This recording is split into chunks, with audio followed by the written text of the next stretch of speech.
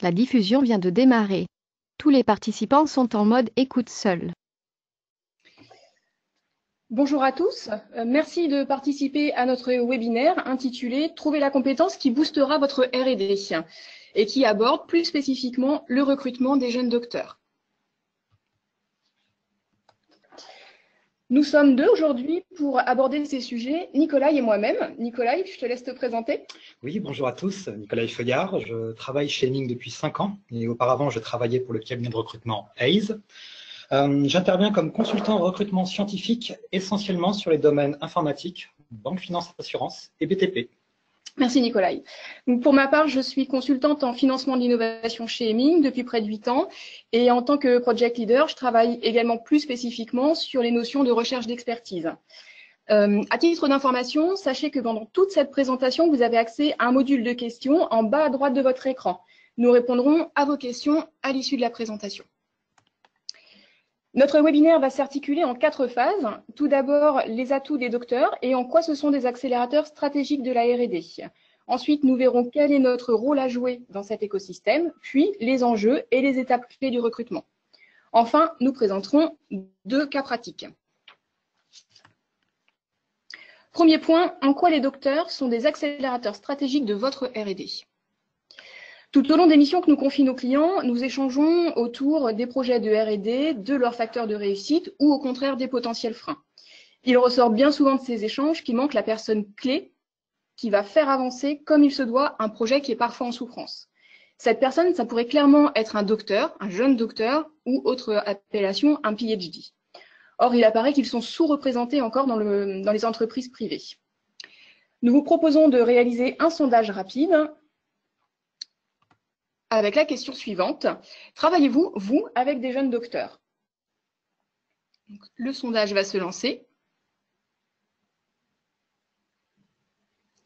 Alors, vous avez 4 possibilités de réponse. Oui, depuis longtemps. Oui, dans le passé. Non, pas pour le moment.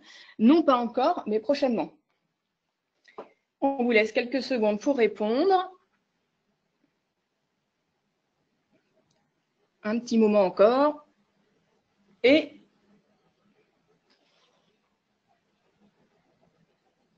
on va pouvoir bientôt partager les résultats. Voilà.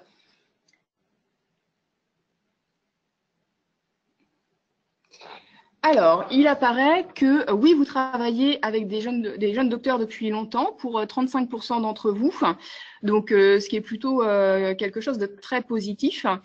Par contre, ce qu'il ressort, c'est quand même que près de la moitié d'entre vous ne travaillent pas pour le moment avec des jeunes docteurs, ce qui est en adéquation avec ce qu'on voit dans les statistiques qui sont disponibles par les différents organismes qui contrôlent, ou en tout cas qui enquêtent sur le statut du jeune docteur, qui fait qu'il y a toutes les entreprises privées, en tout cas, ne font pas appel à cette compétence-là. Donc, on va regarder à ça d'un petit peu plus près, et notamment, pour lever ces freins au recrutement de jeunes docteurs dans les entreprises, voir, la première étape, c'est d'en rechercher les causes. Nicolas, est-ce que tu peux nous en dire plus? Bien, on pourrait dire que les chefs d'entreprise avec qui nous travaillons rencontrent 2 difficultés. Premièrement, les réseaux non conventionnels à adresser pour cibler ce type de profil. Ensuite, l'évaluation des compétences des chercheurs. Alors, sur ce point, les chefs d'entreprise reconnaissent que les compétences des docteurs sont nombreuses. Pour autant, elles sont difficiles à cerner. Alors, en effet, il n'y a pas forcément de socle standard de formation comme pour les écoles d'ingénieurs, par exemple. Tu peux peut-être nous en dire plus sur ce point, Gwenaëlle? Oui, effectivement, le travail du jeune docteur, il est généralement mal connu. C'est avant tout un expert qui, pendant 3 ans, approfondit un sujet particulier. Il est créatif car il a dû imaginer différents outils et méthodes pour trouver une solution innovante face à ces problématiques de recherche. Par exemple, préparer une thèse exige une rigueur professionnelle pour gérer un projet complexe. Autre qualité du chercheur, il est immergé dans un environnement international. Toute recherche commence par un état de l'art qui est nécessairement mondial. Au cours de ses travaux, le thésard développe aussi des compétences interculturelles, interdisciplinaires. Il se construit également un véritable réseau. Alors, avec autant d'atouts, les entreprises devraient se les arracher. Or, ce n'est pas le cas. Et on peut se demander pourquoi. Une des raisons qui est possible, c'est qu'ils sont difficiles à repérer car ils constituent un tout petit vivier qui manque encore parfois de visibilité. Et dans certains domaines, il est extrêmement difficile d'embaucher des candidats car la demande est très forte. C'est pourquoi nous recommandons pour certains profils de rechercher à embaucher avant même la soutenance de la thèse. C'est ce que nous avons d'ailleurs fait avec succès pour un de nos recrutements. Oui, j'ai contacté dès février une personne qui devait soutenir sa thèse en juin. Notre interlocuteur, un dirigeant d'une start-up, voulait un jeune docteur avec des compétences particulièrement demandées aujourd'hui sur le marché de l'emploi. Et le fait d'aller chercher des candidats encore thésards, et donc pas encore en recherche d'emploi active, ça nous a donné ce qu'on pourrait appeler un coup d'avance.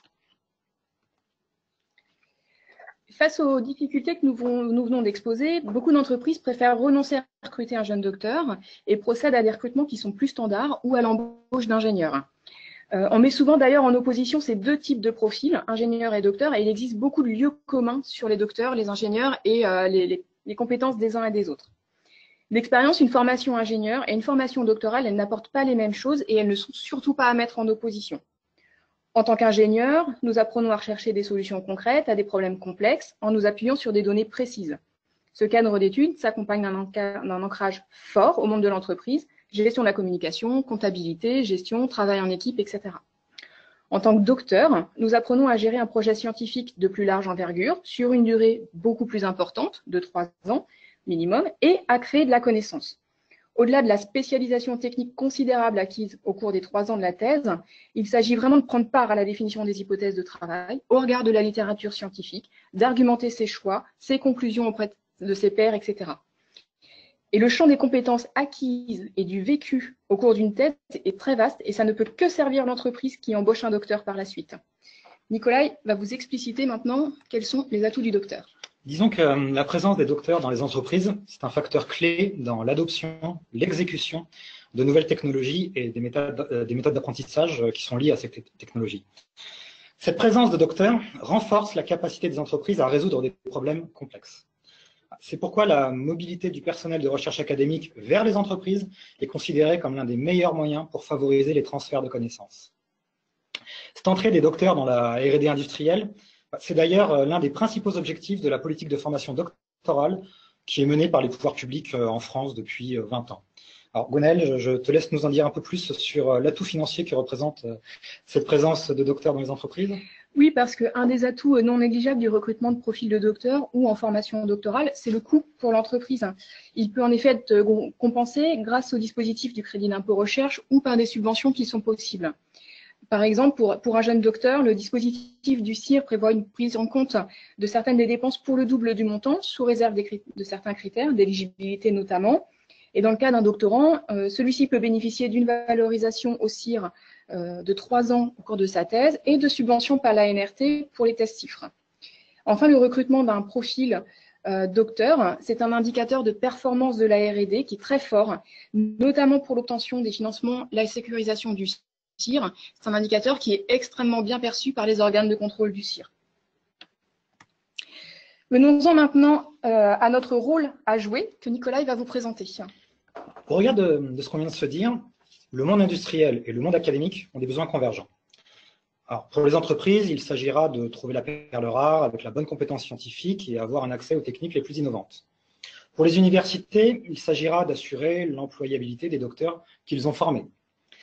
Dans tous les cas, il s'agit de tisser un lien entre deux mondes pourtant encore aujourd'hui trop silotés. Or, nos consultants, qui interagissent quotidiennement avec les acteurs du tissu économique, nos consultants sont avant tout des scientifiques Bac+5 et pour plus d'un tiers d'entre eux, des docteurs. Alors, quel est notre rôle à jouer dans ce contexte? J'ai envie de dire, c'est celui de lien. Car ce besoin d'un lien entre science et finance se vérifie au quotidien avec nos échanges avec des universitaires. Ainsi, un professeur de l'école doctorale de Grenoble me disait récemment qu'il regrettait que peu de sociétés voient un vrai potentiel pour elles-mêmes dans les docteurs qui pourtant ont fait des réalisations concrètes durant leur thèse. Alors, on va passer à la slide suivante et tu peux peut-être nous parler de la notion de réseau et des outils que nous pouvons mettre à votre service, Gwenaëlle. Effectivement, compte tenu de la difficulté de trouver une perle rare, il nous paraît primordial d'avoir une approche qui soit proactive et multifacette du recrutement dans l'objectif d'optimiser les chances de réussite. En premier lieu, nous nous basons sur l'expertise scientifique de nos consultants qui parlent le langage technique ad hoc et qui ont également un réseau issu de leurs études. Les annonces d'emploi que nous avons sont diffusées via notre réseau étendu avec les communes, qui sont les communautés d'universités et d'établissements, ou via des réseaux et des associations spécialisées. En plus de ces candidatures qui sont attendues, nous sourçons les candidats et les laboratoires formateurs avec des outils dédiés à la recherche. Expernova, par exemple, on y reviendra. Et pour finir, et être le plus exhaustif possible, nous travaillons avec des outils classiques de recrutement, des CVTech comme CVADN ou encore Scope Talent. En pratique, je suis en contact avec l'association de promotion de la réalité augmentée. Cette association a diffusé une de nos annonces au sein de son réseau et cela nous a permis d'identifier un vrai spécialiste. Et la start-up que nous donnions tout à l'heure en exemple a fait une proposition contractuelle à ce candidat. J'ai l'habitude, à chaque nouvelle offre à pourvoir, de contacter des directeurs de thèse avec qui je suis en contact et même parfois d'anciens candidats que nous avons aidés à intégrer, des sociétés. Ces contacts nous remontent des CV et dans un cas récent, cela correspondait très bien aux besoins techniques identifiés. Nous pouvons avancer. Et Gwenaëlle, tu peux peut-être nous faire un focus sur l'outil Expernova que tu viens de citer? Alors, effectivement, à titre d'exemple, nous utilisons la plateforme Expernova qui analyse l'expertise mondiale afin de donner une vision globale des écosystèmes et répondre aux questions stratégiques. Nous identifions ainsi des organismes qui pourraient compter parmi leurs élèves des candidats potentiels, identifions des laboratoires, quels organismes travaillent sur quelles thématiques de recherche, etc. Dans le cadre du montage de thèse qui nécessite la recherche d'un laboratoire, cet outil, c'est un vrai plus pour identifier la perle rare. Oui, effectivement. D'ailleurs, sur une mission réalisée cette année qui visait à trouver un spécialiste en réseau télécom, Expernova a permis d'identifier de petits laboratoires que nous n'aurions pas identifiés via Google, du fait tout simplement de leur absence de visibilité. Et ces laboratoires, donc identifiés grâce à Expernova, ont pu nous mettre en contact avec des profils intéressants. Alors, slide suivante, nous allons aborder maintenant les enjeux des étapes de recrutement et je te repasse la parole, Gwenaëlle. Oui, effectivement. Une fois qu'on a exposé ces outils, il s'agit de voir comment les utiliser dans les étapes clés du recrutement. Dans le cadre de la formation doctorale, il y a 3 niveaux d'expertise qui s'offrent à vous selon vos besoins, que sont notamment la portée de la R&D et la durée de la mission. Pour le dispositif doctorant conseil, un étudiant, au cours de réalisation de sa thèse, effectuera une mission de 32 jours maximum pour explorer un projet. Pour le projet doctoral, un doctorant réalisera une thèse de 3 ans dans le but d'innover. Et pour le dispositif CIR Jeune Docteur, un docteur sera embauché pour son premier CDI après son diplôme afin de développer au sein de votre entreprise. L'objectif de notre accompagnement au recrutement de talents, c'est que vous disposiez de la meilleure compétence pour la résolution de vos problématiques scientifiques. Donc, il convient dans un premier temps d'identifier quel est le type de mission dont vous allez avoir besoin. Une fois la durée de la mission identifiée, il s'agit clairement maintenant de définir quelles sont les missions du candidat. Sans cela, avec par exemple une liste de compétences attendues qui est trop vaste ou non priorisée, le recrutement il est clairement voué à l'échec. Il faut donc analyser en profondeur les missions que le candidat va accomplir et définir les connaissances, c'est-à-dire le savoir et les compétences, le savoir-faire qui correspondent à ces missions. Effectivement, pour qualifier votre besoin technique, il s'agit de voir ensemble les missions que le candidat accomplira en entrée de poste et sur un horizon plus étendu. Ainsi également que les compétences techniques clés qui correspondent à ces missions. On peut prendre un exemple, celui d'un métier aujourd'hui très demandé, data scientist. Alors, classé en 2017 en première position de son top 25 des meilleurs métiers du monde par Glassdoor. Il s'agit donc d'un profil recherché et difficile à trouver. Nous avons cette année travaillé pour un directeur R&D qui souhaitant recruter donc un data scientist. Alors, ensemble, nous avons réfléchi sur les outils, les langages informatiques que le jeune docteur devrait maîtriser. Est-ce que des compétences en machine learning étaient nécessaires ou non? Quelles compétences en ingénierie logicielle étaient importantes, etc. À l'issue de cette étape, nous sommes arrivés à la conclusion que le réel besoin technique concernait plutôt un data analyst qu'un data scientist. Alors, la différence peut sembler minime, et les métiers sont proches, sauf que les compétences techniques ne sont pas exactement les mêmes en réalité entre un data analyst et un data scientist. Et corollaire important, le nombre de candidats sur un métier de data analyst ou un métier de data scientist, eh bien, ce nombre de candidats peut différer significativement. Eh bien, sans cette requalification à laquelle nous avons procédé, notre responsable R&D risquait tout simplement de recevoir des candidatures qui n'auraient pas correspondu à ses attentes et passer à côté du bon candidat. Alors, avec la slide suivante, nous allons parler cette fois de notre méthodologie. Pour nous, la réussite d'une embauche passe par un audit complet des besoins. Tout doit être re-challengé. Quelles sont les compétences indispensables et les compétences qui relèvent plutôt du plus? Dans quel futur environnement technique travaillera le jeune docteur? Ça, afin de pouvoir restituer cet environnement aux candidats et les challenger sur leur maîtrise d'un tel écosystème. Réaliser une mise en situation pour rendre les choses les plus concrètes possibles et faire vivre le poste, tout simplement. Faire vivre le poste avec un cas concret technique de ce que fera le futur embauché, jeune docteur, thésard, dans son futur environnement. Un directeur technique m'a expliqué ce que ferait son futur collaborateur les 6 premiers mois après son embauche. Alors, son explication technique a eu un double intérêt. J'ai intégré son descriptif dans l'offre d'emploi. Ainsi, les candidats avaient dès l'annonce une vision technique du poste. Et par ailleurs, au vu de ce descriptif technique, j'étais en mesure, au moment des entretiens d'embauche, de dire aux candidats, vu la mission qui sera la vôtre, sur les 6 premiers mois à votre nouveau poste, expliquez-moi ce que vous allez mettre en place, quels outils vous utiliseriez, comment vous allez penser l'utilisation de la data, etc. Au final, déterminer correctement quel est le profil recherché nous permet d'adopter la bonne stratégie pour approcher les candidats. Et ainsi, nous pouvons rédiger une annonce ciblée et publi-postale. Effectivement, pour conclure cette étape, cette phase de recueil du besoin, elle aboutit à un livrable, à savoir une annonce, une offre d'emploi. Et le soin apporté à votre annonce, il est essentiel pour attirer les bons candidats et mettre en valeur votre expertise. Tous les éléments qui valorisent votre société sont un plus pour convaincre le bon candidat de vous rejoindre, vous. Une fois que le besoin est défini, on va commencer la phase de qualification du candidat. Le profil recherché a été clairement établi et il s'agit de voir ensemble en quoi il correspond à la réalité du marché, de l'emploi, et quelle est la stratégie qu'on va mettre en place pour rechercher le candidat. Le vivier de candidats étant petit, il s'agit d'augmenter la probabilité sur 100 candidats par exemple, d'avoir des candidats qui sont pertinents. En adressant un réseau classique, le risque c'est de noyer une bonne candidature dans l'ensemble de toutes les candidatures qu'on va recevoir. En utilisant par contre des canaux qui sont dédiés au profil de R&D, un premier filtre est fait sur le critère de la technique et éventuellement du statut de docteur ou du jeune docteur. Nicolas, il y a ainsi un exemple à vous exposer. Alors, si le projet sur lequel doit intervenir un profil demande un spécialiste de l'intelligence artificielle avec une connaissance pointue de certains algorithmes du machine learning, une expertise en big data, en développement web, bon, là, on est clairement sur un profil rare. Et qui dit profil rare dira exigence salariale qu'il faudra intégrer à notre réflexion et par conséquent à notre méthodologie de recherche. À l'inverse, pour la recherche d'un docteur en biologie, nous recevrons probablement un grand nombre de CV, et là, la difficulté, ce sera d'identifier le meilleur profil au vu de vos besoins parmi tous les candidats. Alors, nous allons avec la slide suivante continuer à décliner notre méthodologie. Alors, nous articulons notre approche en différentes phases. Nous diffusons l'annonce dans nos réseaux et menons en parallèle un sourcing pour trouver les CV les plus pertinents. Puis, nous réalisons l'analyse des compétences à travers des entretiens. Et c'est là que les données que vous nous aurez transmises seront importantes pour orienter les entretiens. Autre phase en fonction des missions, la recherche d'un laboratoire dans le cadre d'un montage de thèse. Nous intégrons dans l'analyse la validation de l'éligibilité au crédit impôt recherche. Et après avoir reçu un entretien des candidats, nous évaluons qui sont les meilleurs pour votre entreprise.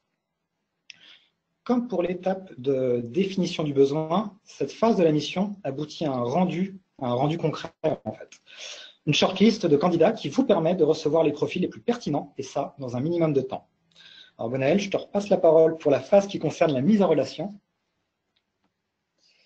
En effet, parce que pour maximiser les chances d'aboutir à un recrutement, l'accompagnement se poursuit sur la mise en relation entre le recruté et le recruteur sur les aspects, par exemple, logistiques ou préparatoires. Et il s'agit de s'assurer que les recrutés et les recruteurs soient briefés sur les attentes de chacun et soient en phase avec ces attentes pour que l'entretien se passe pour le mieux. Cette étape, elle est clé parce que se nouent dès les premiers entretiens les bases de la future collaboration. En résumé, chacune des étapes que nous avons vues a toute son importance pour trouver la perle rare. Le diagnostic, pour définir le plus justement possible les compétences recherchées au regard de vos projets de R&D. La recherche, en réalisant en parallèle des opérations de sourcing et de diffusion d'annonces sur des réseaux qui sont classiques et spécialisés. Et enfin, la mise en relation, dans les meilleures conditions des candidats les plus pertinents et des entreprises qui recrutent. On va prendre maintenant 2 cas concrets, conduits avec succès. Nicolas, tu nous parles du premier cas? Alors, notre première success story. Le besoin était de recruter un data scientist pour une startup. Alors, il s'agit d'une société qui développe des applications de paris sportifs et elle recherchait un jeune docteur capable d'analyser le comportement de ses clients. Alors, entre le moment où nous avons rencontré pour la toute première fois notre client pour définir son besoin technique et le moment de la signature du candidat qui a été choisi par cette société, il s'est passé 1 mois à peine. Avoir pu définir précisément le profil qui était attendu par cette société, en fait, cela nous a permis la rédaction d'une annonce efficace qui a fait mouche très vite. En fait, le premier candidat à qui j'ai fait passer un entretien, c'était le bon. Pourtant, comme nous le disions, le métier de data scientist, c'est très recherché et convaincre les candidats est loin d'être simple. Dans le cas que nous donnons en exemple, la difficulté était de donner envie à un profil finalement high level de rejoindre une start-up dans une ville qui n'était pas la sienne pour travailler sur un domaine d'activité, donc les paris sportifs, qui n'était pas celui qui attirait le plus notre candidat. Et le fait que je puisse donner des informations sur le modèle de croissance de cette société et de sa future implémentation en Afrique, cela m'a aidé à convaincre le candidat. Celui-ci était très sensible à ces 2 points.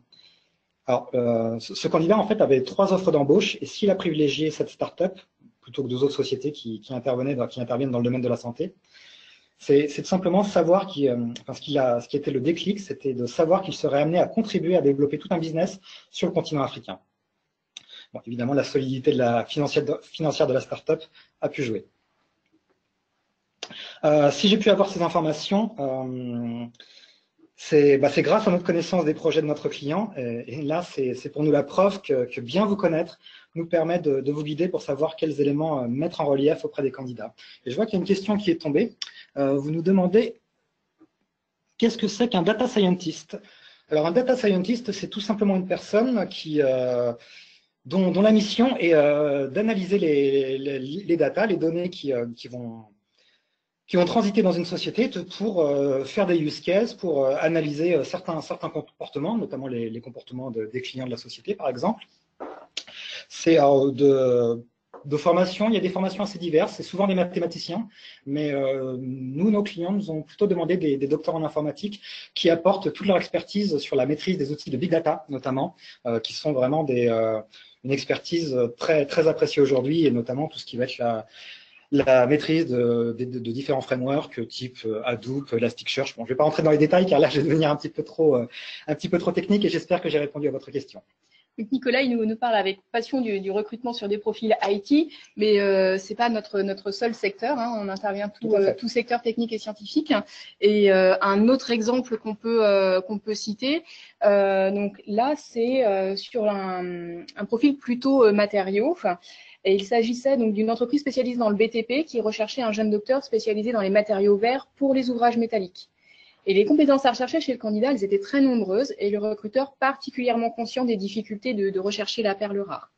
L'étape cruciale, ça a été de particulièrement bien définir le besoin avec un trinôme direction générale, DRH et DRD. Et lors du process de recrutement, nous avons demandé un rapport au candidat à l'issue des entretiens que nous avons menés. Et le document qui a été transmis par le candidat était extrêmement qualitatif, ce qui a montré que le candidat avait parfaitement compris les attentes du client et qu'il était en phase avec les besoins. Et la mise en relation, elle s'est donc faite par la suite très naturellement sur la base de ce socle commun, en fait. Et suite à cette mission, le client comme les candidats ont exprimé vraiment leur satisfaction quand on déroulait du process. Et 1 mois seulement aura été nécessaire entre la définition du besoin et l'embauche. En conclusion, il apparaît que les docteurs, en apportant un point de vue qui est parfois différent sur les projets et avec leurs exceptionnelles compétences scientifiques, sont clairement des accélérateurs de la R&D. Et pourtant, il s'agit de profils qui sont souvent assez difficiles à identifier.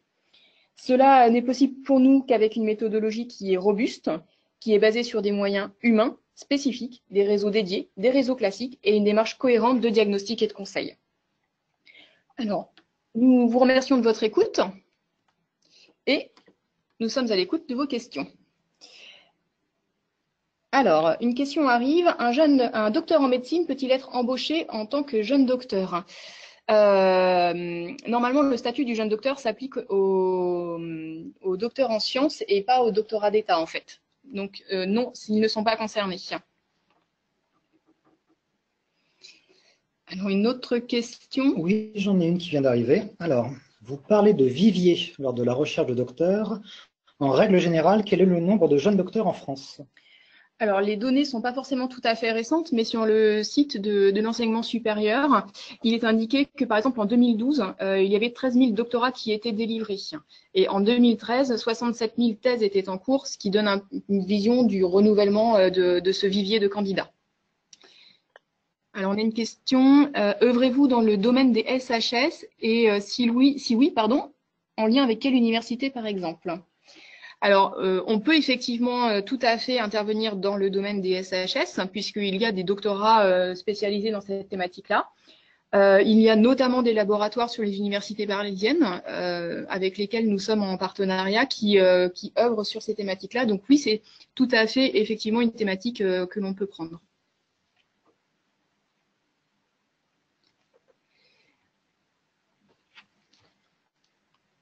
Alors, je vois une autre question qui arrive. Quel est le temps moyen pour trouver et recruter un jeune docteur?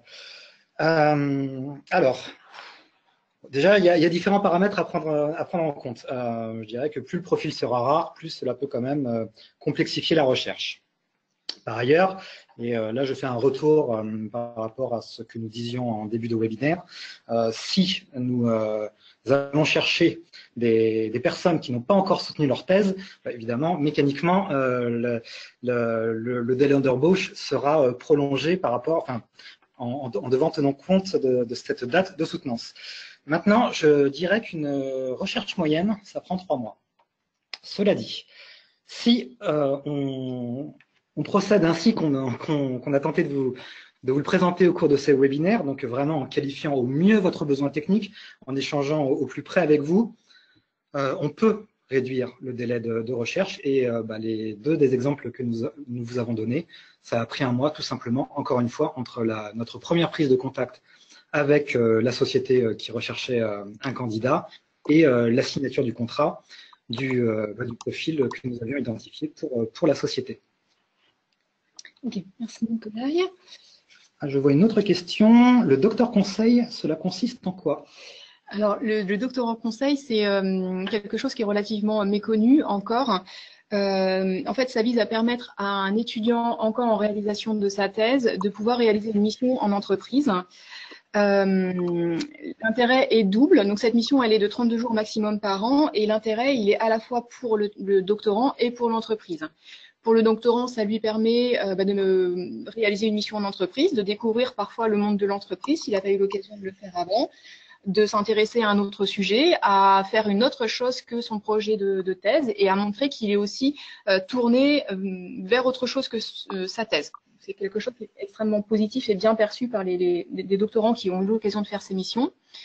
Et pour les entreprises, ça permet par exemple d'identifier un futur collaborateur, de bénéficier des outils par exemple, ou d'utiliser une technique et de faire réaliser une mission comme par exemple la rédaction de protocoles expérimentaux, de la veille, etc. etc.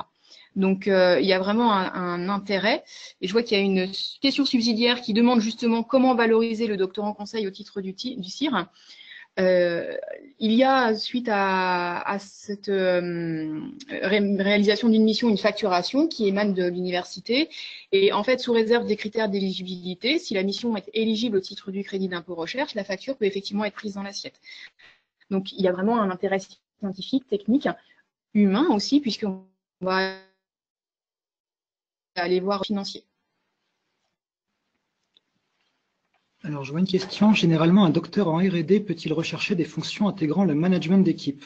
L'avantage des docteurs, c'est justement qu'ils ont un champ de compétences vaste et ils peuvent également avoir des envies professionnelles diversifiées. Et alors, là, pour le coup, je vais prendre des exemples récents de jeunes docteurs que j'ai eu au téléphone il y a quelques semaines seulement, et qui justement étaient séduits par un poste. Alors, c'était pas par rapport à des fonctions de management, mais les deux candidats que j'ai eu au téléphone, eux, ils étaient très intéressés par la dimension conseil du métier et en l'occurrence du poste à pourvoir.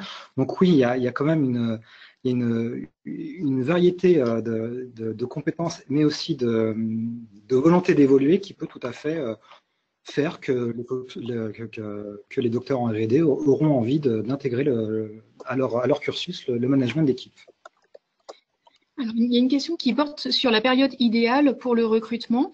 Il faut savoir qu'une thèse CIFRE, finalement, elle n'est pas conditionnée par la période, les périodes scolaires. Donc, une thèse CIFRE ne commence pas forcément en septembre et va pas forcément se terminer en septembre à l'issue enfin voilà, c'est pas un délai de 3 ans, septembre à septembre sur 3 ans avec une prise de poste en octobre. Donc, les candidats vont être disponibles potentiellement tout au cours de l'année. Il y a des thèses aussi qui durent un petit peu plus longtemps ou autre, donc il n'y a pas de conditionnement par rapport à ça. Et comme on le disait tout à l'heure, il faut généralement sur certains profils, aller chercher vraiment le candidat alors qu'il est encore de cours de réalisation de sa thèse, de façon à quasiment le débaucher et puis qu'il n'ait pas la possibilité d'aller voir ailleurs. Donc, il n'y a pas à proprement parler de temporalité sur l'année. Et bon, avec un petit creux quand même. Un petit bémol voilà. simplement parce que je viens de le vivre. C'est sur la recherche que nous sommes en train de finaliser. Enfin, je pense que nous allons bientôt la finaliser. Notre client nous a contacté fin juin, donc nous avons initié la mission fin juin, début juillet.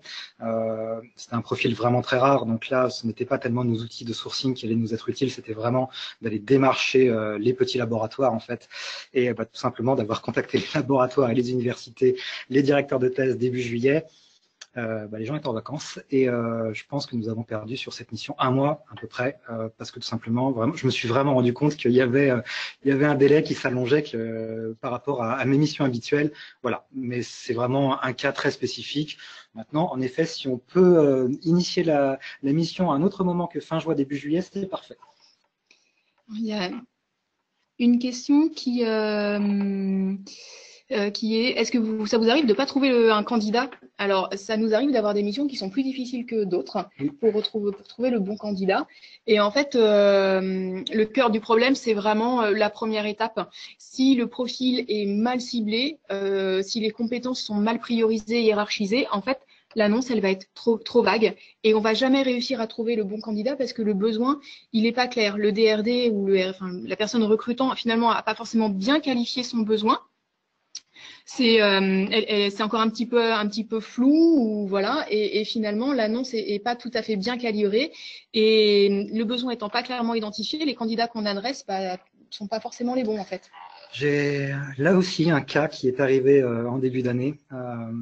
C'est exactement ce que vient de décrire Gwenaëlle. J'ajouterais que l'annonce qui avait d'abord été rédigée, alors pas par nos soins mais par la société. En la lisant, j'ai vraiment eu le sentiment, si vous me permettez, que notre client recherchait le mouton à 5 pattes. Il y avait vraiment un nombre de compétences très variées qu'on retrouve rarement chez une seule personne. Surtout, un jeune docteur est quand même quelqu'un en début de carrière, donc c'était vraiment, ça me paraissait vraiment difficile que notre client puisse trouver un profil aussi rare. Et finalement, après échange, la solution, c'était simplement que notre client, en réalité, il cherchait 2 docteurs. On va prendre une dernière question qui est: intégrez-vous dans votre processus de recherche de compétences des compétences hors de France et hors d'Europe? Les réseaux qu'on adresse, ce sont des réseaux qui sont… si on parle de nos partenariats avec les universités, ce sont des universités françaises, sauf que finalement, le profil du doctorat et du docteur, c'est un profil qui est très international, puisque la recherche, elle se fait au plan mondial et pas forcément au plan français. En tout cas, bien évidemment, surtout pas au plan français. Donc, ça nous arrive effectivement d'avoir des candidats toutes nationalités et effectivement, de rebond en rebond et finalement, plutôt en suivant le fil scientifique, d'aller plus loin que le réseau qui était initialement adressé. Voilà. On va mettre un terme à ce webinaire. Si jamais vous avez des questions auxquelles on n'aurait pas répondu ou vous souhaitez approfondir certains points, tout simplement, vous avez nos coordonnées dans cette présentation qui vous sera bientôt transmise. Voilà, n'hésitez vraiment pas à nous contacter si vous souhaitez échanger sur ce sujet. Voilà, écoutez, au revoir, merci. Et bonne journée. Bonne journée à tous. Au revoir.